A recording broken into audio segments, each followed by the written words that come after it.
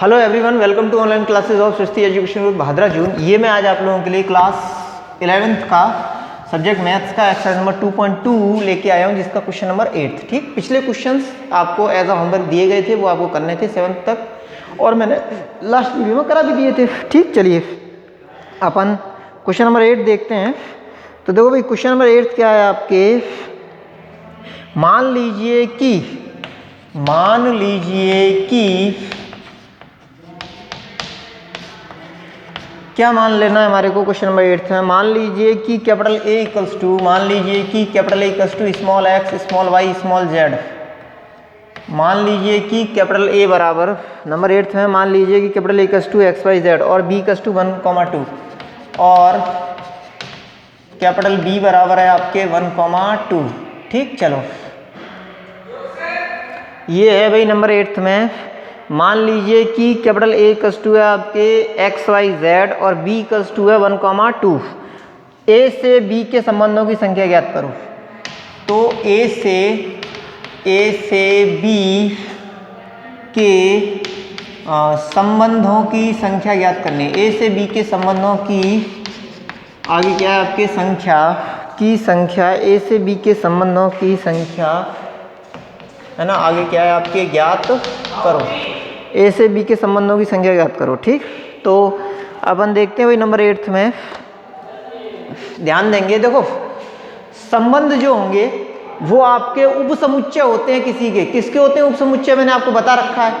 संबंध उपसमुच्चय होते हैं A क्रॉस B के। ठीक, तो पहले अपन A क्रॉस B में देखते हैं कितने अवयव हैं, है ना। तो A क्रॉस B में अवयवों की संख्या n A cross B equals to, यहाँ पे 3 अवयव हैं, हियर वी आर गेटिंग 2, है ना। तो 2 इंटू 3 इंटू 2 यानी कि 6 अवयव होंगे टोटल किसमें, आपके A क्रॉस B में। Number of elements in A cross B is what, 6। ठीक, number of elements in A cross B कितना है भाई आपके, 6 है, यानी कि 6 है। क्लियर, चलो अच्छा। अब उसके बाद में ध्यान से देखने वाला हमारा पॉइंट ये रहेगा आपके लिए कि देखो भाई, सबसे पहली चीज, जब एलिमेंट हमें पता चल गए तो अवयवों की यानी कि जो उपसमुच्चय की संख्या वो क्या होती है आपकी 2 की पावर n। n है नंबर ऑफ एलिमेंट, यानी कि 2 की पावर 6 हो जाएगी। तो इसलिए कुल संबंधों की संख्या, कुल जानते होगे, संबंध भी जानते होगे ना, हाँ। कुल संबंधों की संख्या बराबर कितनी हो गई आपकी, 2 टू द पावर 6। इसलिए कुल संबंधों की संख्या बराबर क्या है, 2 टू द पावर 6। क्लियर, चलो अब देखेंगे अपन number 9th। What is our number 9th। ठीक, तो देखो नंबर 9th है आपके,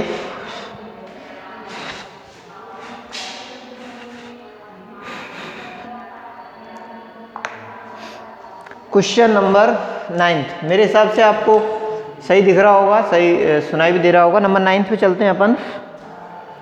मान लीजिए कि कैपिटल आर जेड पर, मान लीजिए कि R यानी कि संबंध R, मान लीजिए कि नंबर 9th है आपके क्वेश्चन, मान लीजिए कि कैपिटल R कैपिटल Z पर कैपिटल R इक्वल्स टू क्या है आपके, नंबर 9th है, मान लीजिए कि कैपिटल R और R के बाद क्या दिया हुआ है, मान लीजिए कि कैपिटल R कैपिटल Z पर R equals to small a cross b, small a comma b such that a comma b belongs to capital Z। Okay, और आगे क्या दिया है, a माइनस b एक पूर्णांक है, a माइनस b एक पूर्णांक है, a माइनस b एक पूर्णांक है। ठीक, चलो देखो ये है आपके, ध्यान से देखिएगा नंबर 9th में। मान लीजिए कि कैपिटल R Z पर R equals to a comma b belongs to capital Z, a minus b एक पूर्णांक है, द्वारा परिभाषित एक संबंध है, एक पूर्णांक है, द्वारा परिभाषित एक संबंध है, द्वारा परिभाषित एक संबंध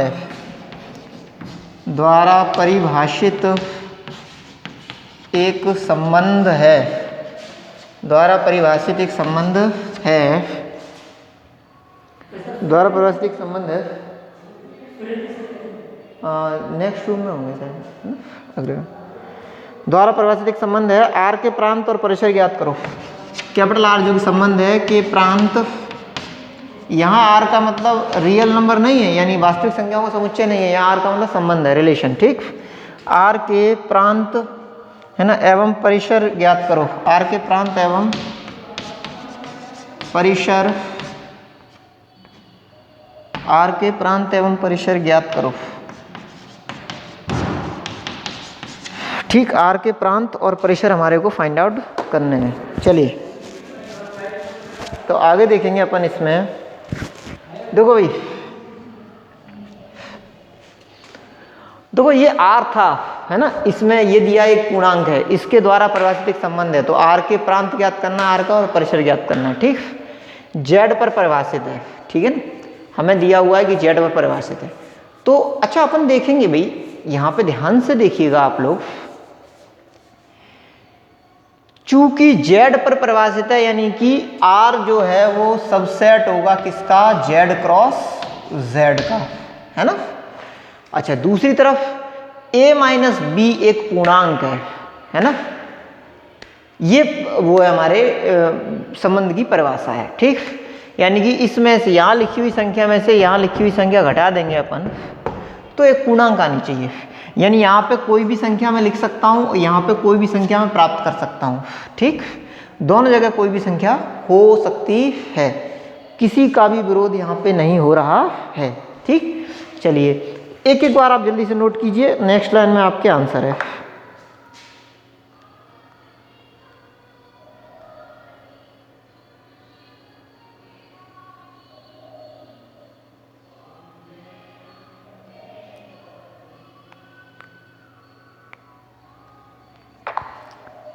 मेरे हिसाब से आप लोगों ने नोट कर लिया होगा, है ना।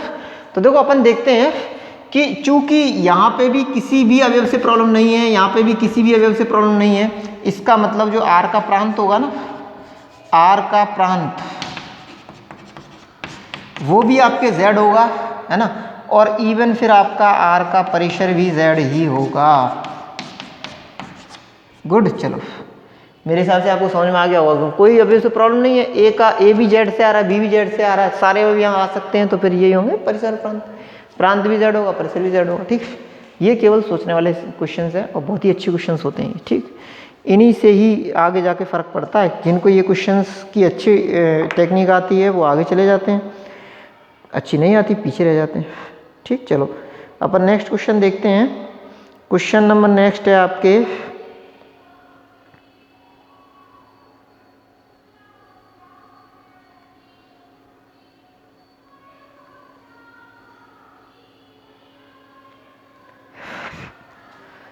क्वेश्चन नंबर, भाई ये आपके लास्ट क्वेश्चन था इस एक्सरसाइज का। अगला टॉपिक है आपके फलन, फलन यानी कि फंक्शन। ठीक, नेक्स्ट टॉपिक है आपके फलन।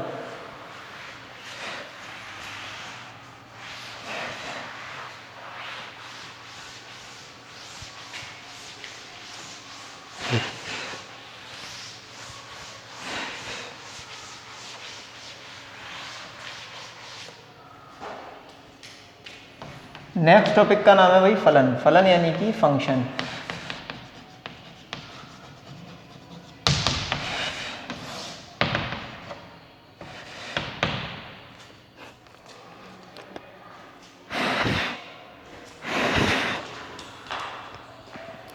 तो देखो फलन में पहले तो भाई फलन की परिभाषा लेते हैं, है ना। तो फलन की परिभाषा भी चार बनती हैं आपकी। There are four definitions, there are all four definitions, or in all there are four definitions for defining any function. Good, for defining function। चलो अपन कौन सी वाली लेंगे वो अपन देखेंगे ध्यान से। देखो चार डेफिनेशन अपने को लेनी है। ठीक, पहली होती है भाई चरों पर आधारित, चरों पर आधा उसका रित। ठीक, चरों पर आधारित। ठीक, नेक्स्ट आपकी दूसरी है, दूसरी एक्सरसाइज है आपकी क्रमित युग्मों पर आधारित। दूसरी एक्सरसाइज क्या है, क्रमित युग्मों पर आधारित। पहली है चरों पर आधारित, दूसरी है क्रमित युग्मों पर आधारित। ठीक। उसके बाद अगली नंबर तीसरी डेफिनेशन है आपके, ध्यान से देखिएगा। पहली डेफिनेशन हो गई चरों पर आधारित, दूसरी हो गई क्रमित युग्मों पर आधारित, ठीक है ना। और तीसरी डेफिनेशन है अपने, वो है, ध्यान से, बहुत ध्यान से देखिएगा ना, बिल्कुल भी कहीं गड़बड़ नहीं होनी चाहिए, ठीक। वो है आपके ग्राफ पर आधारित, ग्राफ पर आधारित। तो लास्ट है आपकी समुच्चयों पर आधारित। अब देखो तुम्हारे जो भी बुक है जिसमें अभी आप देखते हो वहां पे हो सकता है सीक्वेंस अलग दिया हो, लेकिन होंगे ये चार ही, ठीक है, समुच्चयों पर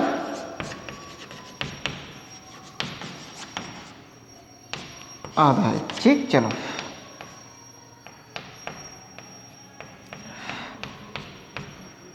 ठीक, चलिए तो अपन देखते हैं इसमें। पहली है आपकी चरों पर आधारित, दूसरी है क्रमित युग्मों पर आधारित, तीसरी है ग्राफ पर आधारित, और चौथी है आपकी वो है समुच्चयों पर आधारित, समुच्चयों पर आधारित, ठीक। तो अपन यहाँ पे समुच्चयों पर आधारित जो डेफिनेशन है वो लेते हैं भी। बहुत बार समुच्चय पर आधारित पहली वाली दी होती है, ठीक है। इसको आप लोग नोट कर लें, मैं मिटाने के लिए जा रहा हूँ। मैं चूँकि यहाँ पे अपने अपन टारगेट लेके चल रहे हैं भाई, अपने एक्सरसाइज अगली स्टार्ट करते हैं, ठीक है ना। तो मैं आपको समझा के फिर एक्सरसाइज की तरफ चलूँगा, फिर एक्सरसाइज में जो जो डेफिनेशन आती जाएगी उस हिसाब से समझा दूंगा, ठीक है। पहले वाली डेफिनेशन में ले रहा हूँ, स्पेस करने के लिए इसको मिटा रहा हूँ। ये चार ही डेफिनेशन मिलेंगी आपको, चाहे आप IIT एडवांस तक चले जाएं या BSc में या MSc में कहीं तक चले जाएं, ठीक है। कंपटीशन के किसी भी लेवल तक, चाहे IIT मेंस हो या एडवांस हो, ये चार डेफिनेशन ही मिलती है, इससे ऊपर नहीं मिलेगा, ठीक। चलो इससे ऊपर होती ही नहीं है इसलिए, ठीक। तो फंक्शंस में अपन देखेंगे दो अरिक्त समुच्चयों, है ना, या चलो अरिक्त समुच्चय A से, थोड़ी सरल वाली लेते हैं। अरिक्त समुच्चय A से, अरिक्त समुच्चय, अरिक्त समुच्चय A से अरिक्त समुच्चय B में, अरिक्त समुच्चय A से अरिक्त समुच्चय B में, अरिक्त समुच्चय कैपिटल B में परिभाषित कोई संबंध, परिभाषित, ठीक। अरिक्त समुच्चय A से अरिक्त समुच्चय B में परिभाषित कोई संबंध, कोई संबंध कैपिटल R, कोई संबंध कैपिटल R फलन कहलाता है, कोई संबंध कैपिटल R फलन कहलाता है यदि। अब देखो भी डेफिनेशन लिखने वाली चार हैं, लेकिन उन सब का सार इन दो पॉइंट्स में है। लिखने वाली डेफिनेशन कितनी है आपकी? चार हैं। There are 4 definitions at all, but summary is in 2 rules only, है ना। And what are they? First one is what? देखो भाई ये अरिक्त समुच्चय A है ना, ऐसे समुच्चय को मैं खड़ा खड़ा लिख लूंगा अभी हमको। ये अरिक्त समुच्चय आपके B है ना। तो इसमें क्या दिया हुआ है? यदि A के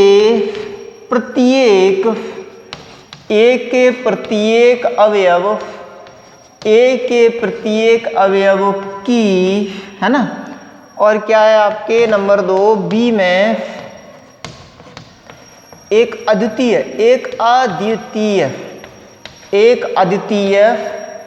प्रतिबिंब हो। A के प्रत्येक अवयव का B में एक अद्वितीय प्रतिबिंब हो। A के प्रत्येक अवयव का B में एक अद्वितीय प्रतिबिंब हो। A के प्रत्येक अवयव का B में एक अद्वितीय प्रतिबिंब हो। कैपिटल A के प्रत्येक अवयव का, ठीक, अवयव का मतलब की होगी तो फिर यहाँ पे इमेज आ जाएगी, है ना, की इमेज। तो A के प्रत्येक अवयव का B में, मैंने हिंदी में लिखा तो पूरा हिंदी में लिख दिया ही है। A के प्रत्येक अवयव का B में एक अद्वितीय प्रतिबिंब हो, ठीक। चलिए अब अपन इसके बाद में देखेंगे, ध्यान से, बहुत ध्यान से देखिएगा भाई। A के प्रत्येक अवयव का B में एक अद्वितीय प्रतिबिंब है, यानी A का कोई अवयव छूटे ना, है ना। सरल भाषा में कहें तो A का कोई अवयव छूटे ना, और इधर के 2 की इधर 1 ना बन जाए, वो सॉरी इधर के 1 की इधर 2 ना बन जाए, द्वितीय ना हो जाए। ऐसे ना हो, कभी A लिखा है और यहाँ पे 2 लिखी हैं, ऐसे 1 और 2, इस तरीके से ना हो, ठीक। चलिए इसको समझाने के लिए मैं 4 चित्र लेता हूँ जो आपकी बुक के दिए हुए हैं, ठीक है। कोई अलग नहीं ले रहा हूँ, आपकी बुक वाली ले रहा हूँ। कोई कन्फ्यूजन जाए तो आप लोग वहाँ बुक से भी उतार सकते हैं, अगर आपके पास हो, नहीं हो तो कोई बात नहीं, मैं यहाँ पे लेके चली रहा हूँ, ठीक। तो मैं इसको ओमिट करता हूँ और आगे बढ़ता हूँ, है ना। तो देखो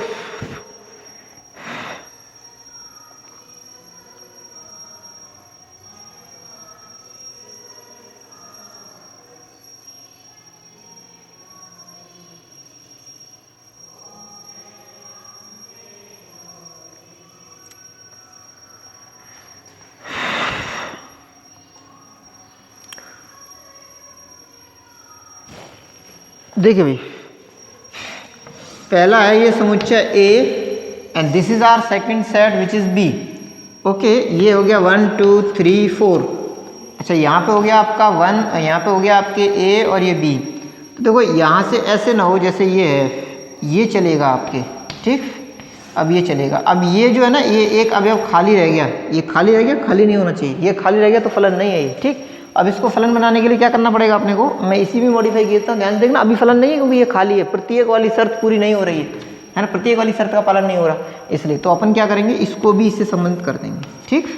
अच्छा, दूसरी चीज़ कभी ऐसे ना हो जैसे ये है, वो फलन नहीं था, फलन कैसे हुआ ये आपको पता चल गया होगा। प्रत्येक वाली शर्त का मैंने बताया कि वायोलेशन कैसे होता है और फिर पालन कैसे कराया जाता है, ठीक। अब अपन आगे देखते हैं। देखो वो क्या है हमारे, ध्यान से देखिएगा। देखो भाई, ये है 1 2 3 4, this is our A, this is B and that C, ठीक। चलिए, ऐसे नहीं होना चाहिए कभी भी कि भाई ये A है ना, ये 1 2 से संबंधित हो गया जाके, ठीक। ये बाकी सारे C से संबंधित हो गए और यहाँ पे एक अवयव D आ गया। D से कोई दिक्कत नहीं है, लेकिन ये 2 से संबंध नहीं होने चाहिए, तो हमें क्या करना पड़ेगा, इसका ये संबंध हटाना पड़ेगा, तब जाके फलन होगा ये। अब ये फलन है, ठीक। B और D खाली बने रहे, कोई फर्क नहीं पड़ता उससे, ठीक, लेकिन फलन है। प्रत्येक वाली शर्त भी पूरी हो रही है, अद्वितीय वाली शर्त भी पूरी हो रही है, ठीक। एक के 2 नहीं बनने, पहले 2 बन गए थे, द्वितीय हो गया था, द्वितीय हटा दिया, अद्वितीय वाली शर्त पूरी हो गई, ठीक। अब ये दोनों ही फलन है। क्लियर? जल्दी से आप लोग नोट करें, मैं क्वेश्चंस पे आता हूँ। फिर द्वितीय फलन होते ही फिर फंक्शन नहीं होगा, द्वितीय इमेज होते ही फिर फंक्शन नहीं होगा, ठीक। ये बताना चाह रहे हैं। चलिए, तो अपन देखेंगे भाई, नेक्स्ट है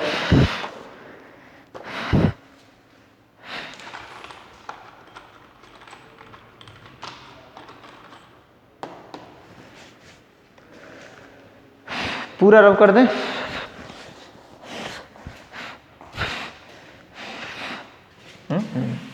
डेफिनेशन आपकी आ गई होगी। मतलब प्रत्येक वाली शर्त और अद्वितीय वाली शर्त दोनों अगर फॉलो हो रही हैं तो कोई समस्या नहीं है, ठीक।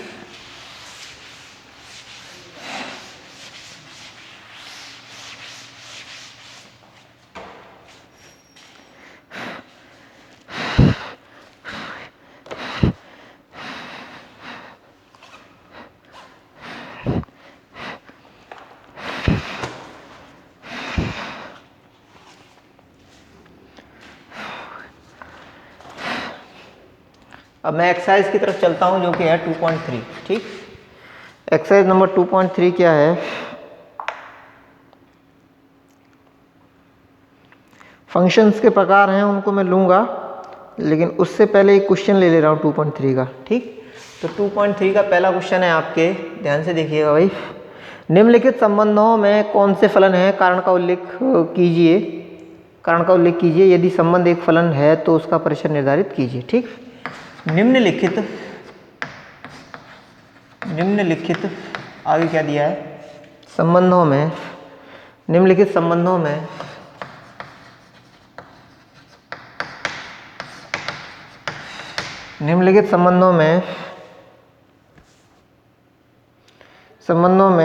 कौन से फलन है, निम्नलिखित संबंधों में कौन से फलन है, निम्नलिखित संबंधों में कौन से फलन हैं। ये है भाई आपके निम्नलिखित संबंधों में कौन से फलन हैं। फर्स्ट है, निम्नलिखित संबंधों में कौन से फलन हैं, कारण का उल्लेख कीजिए। कौन से फलन हैं, कारण का उल्लेख करो, कारण का उल्लेख, उल और लेख करो। हमें देखना है भाई निम्नलिखित संबंधों में कौन से फलन हैं? पहला है, निम्नलिखित संबंधों में कौन से फलन हैं? कारण का उल्लेख करो। यदि संबंध एक फलन है तो उसका परिसर निर्धारित करो। यदि संबंध एक फलन है, यदि संबंध एक फलन है, यदि संबंध एक फलन है तो उसका परिसर निर्धारित करो। तो उसका परिसर निर्धारित करो। तो उसका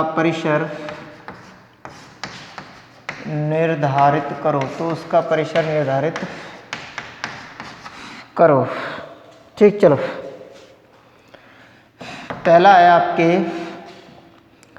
देखो इस तरीके से दिया हुआ है आपके 2,1, उसके बाद है आपके 5,1 and after that 8,1, after that 11,1, उसके बाद है आपके 14,1 और उसके बाद है आपके 17,1। ठीक, चलो नंबर उसके बाद सेकंड है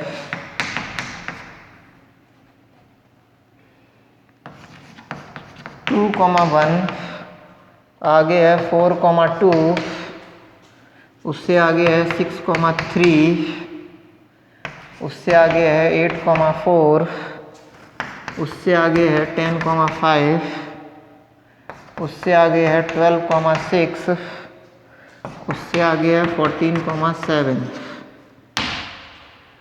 2,1, 4,2, 6,3, 8,4, 10,5, 12,6, 14,7। ठीक, नंबर उसके बाद थर्ड है आपके 1,3, 1,5, 2,5। ठीक, चलो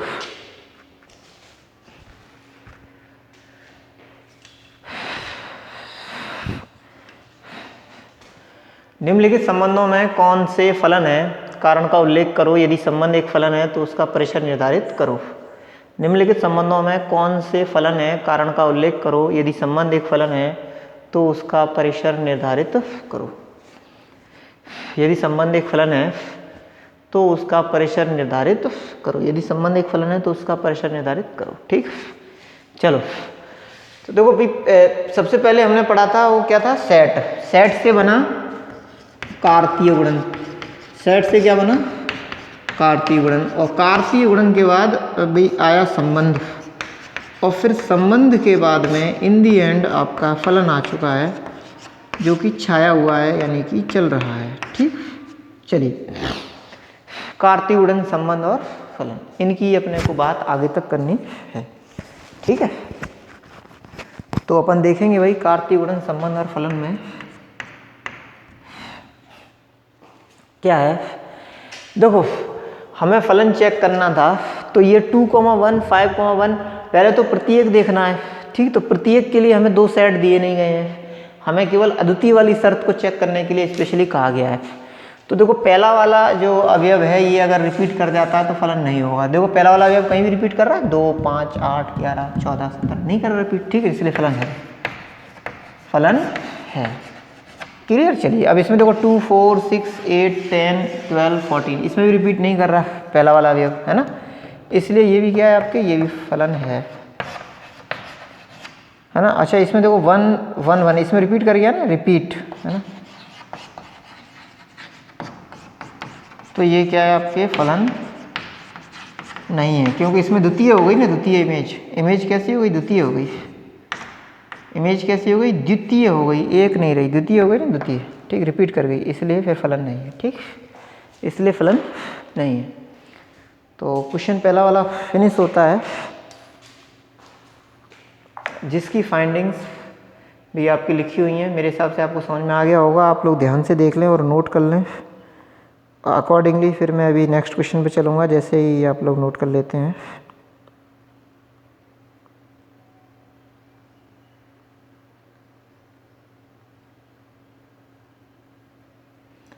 थोड़ा भाई जल्दी करें, है ना। और दूसरा ये है कि कठिन समय है, इसमें आप लोग अपना ध्यान रखें, है ना।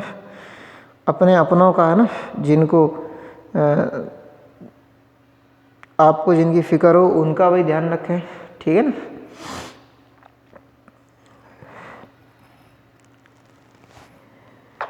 अच्छा, हाँ, एक चीज़ और मुझे दिख रही है इसमें, तो उसका परिसर निर्धारित कीजिए, है ना। अगर फलन हो तो परिसर निर्धारित करना है, तो इसलिए परिसर और मैं लिख के दे रहा हूँ आपको। देखो, जब हम बात करेंगे प्रांत की, तो पहले देखो प्रांत है, ये पहले वाले जो अवयव है ना, ये प्रांत बनाते हैं, है ना। तो प्रांत क्या हो जाएगा, यहाँ पे प्रांत केवल इसी से पता चलेगा। और अगर ऐसे दिया होता ना F such that A tends to be, तो ये पहला वाला प्रांत दूसरा वाला सह-प्रांत हो जाता है, ठीक। और फिर ए के अवयवों से संबंधित होते हैं, ये परिसर हो जाते हैं, ठीक। चलिए, यहाँ पे चूंकि हमें ऐसा कुछ स्पेसिफाई नहीं किया गया है, इसलिए प्रांत क्या है आपके 2, 5, 8, 2, 5, 8, 11 और 11 के बाद 14 एंड आफ्टर दैट 17। गुड। चलिए 2, 5, 8, 11, 14, 17, ठीक। ये हो गया प्रांत। इसके बाद अपन देखेंगे परिसर। देखो परिसर क्या है, परिसर में केवल एक आएगा, क्योंकि यहाँ पे एक ही तो अवयव है, 1, 1, 1, 1, 1, 1 ओनली, सो आर परिसर इज 1। गुड। चलिए उसका अपन देखते हैं। नंबर सेकंड है कि भाई देखो, नंबर सेकंड क्या है आपके,